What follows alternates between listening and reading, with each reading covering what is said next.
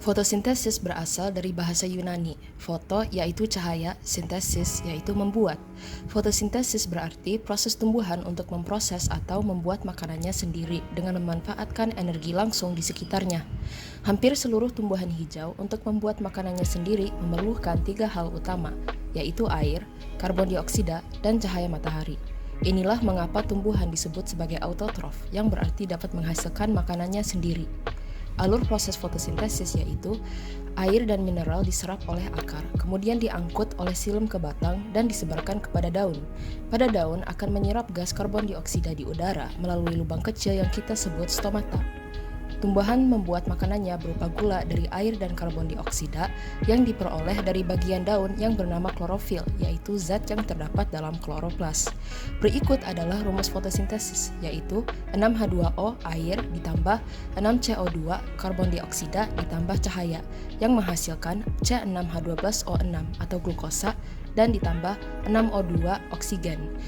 Klorofil juga dapat menangkap energi cahaya matahari dan menggunakannya untuk mengubah air dan karbon dioksida menjadi gula dan oksigen. Hasil gula akan digunakan oleh tumbuhan serta akan disimpan dalam buah. Oksigen juga akan keluar dari stomata untuk bergabung di udara. Proses fotosintesis melibatkan dua rangkaian reaksi lainnya yang berurutan, yaitu reaksi terang dan reaksi gelap. Reaksi terang adalah tahapan awal fotosintesis yang mengubah energi cahaya matahari menjadi energi kimia dalam bentuk ATP dan NADPH. Reaksi terang terjadi dalam tilakoid, yaitu sejumlah kantung pipi dalam kloroplas.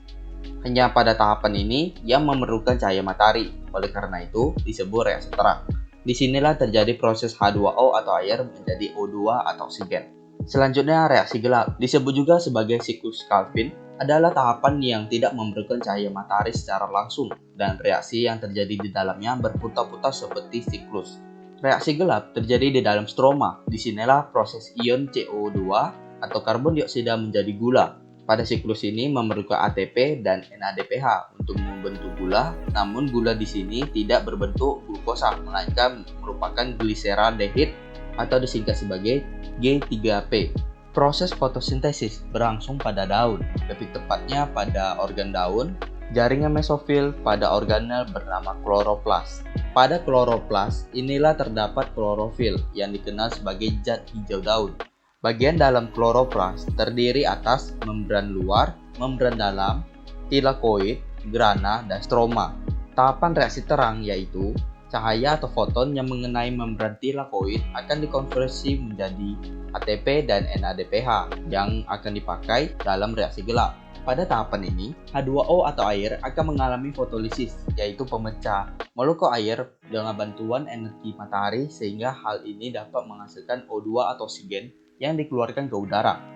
Sedangkan pada tahapan reaksi gelap, ATP dan NADPH yang sebelumnya dikonversi pada tilakoid akan digunakan pada stroma untuk mengonversikan CO2 atau karbon dioksida sehingga membentuk gula. Pada tahapan reaksi gelap ini, ADP, fosfat anorganik, NADP+, akan dikembalikan ke tahapan reaksi terang. Respirasi merupakan proses katabolisme yang memecah molekul-molekul organik menjadi molekul anorganik.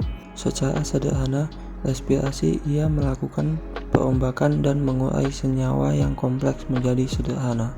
Perbedaan respirasi aerob dan anaerob yaitu aerob memerlukan oksigen, proses berlangsung pada mitokondria, memecah senyawa organik menjadi anorganik dan menghasilkan energi dalam jumlah yang besar yaitu 36 ATP. Anaerob tidak memerlukan oksigen, proses berlangsung pada sitoplasma, menghasilkan energi namun jumlahnya sedikit yaitu 2 ATP. Pada sel hewan dan manusia, sektor respirasi aerob yaitu bernafas.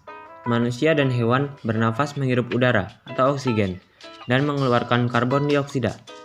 Pada sel tumbuhan, respirasi aerob berperan dalam proses reaksi gelap atau reaksi Calvin. Oksigen berperan sebagai reaktan bersama dengan bahan organik yang menghasilkan air, karbon dioksida, dan ATP. Tanaman memerlukan oksigen untuk mengubah energi kimia yang diperoleh dari fotosintesis menjadi energi kalor sehingga mengeluarkan karbon dioksida pada semua organ tumbuhan. Contoh proses anaerob adalah proses fermentasi alkohol, dan fermentasi asam laktat. Pada manusia, kejadian ini sering ditemukan ketika seseorang bekerja atau berolahraga berat. Akibat kekurangan oksigen, menyebabkan asam pirufat yang terbentuk dari tahap glikolisis akan diuraikan menjadi asam laktat, yang menyebabkan timbulnya rasa pegal-pegal setelah seseorang bekerja atau berolahraga berat. ATP adalah hasil dari metabolisme tubuh atau energi yang siap untuk digunakan. ATP itu berisi 3 fosfat yang terikat pada satu adenosin. Jadi, jika satu fosfat digunakan untuk bekerja, maka ATP berubah menjadi ADP atau disebut juga adenosin difosfat.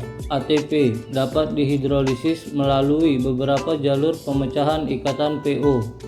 Jadi, ATP mengandung 2 gugus fosfat berenergi tinggi dan ADP mengandung 1. Sedangkan AMP adalah dari jenis energi yang rendah karena merupakan ikatan ester biasa.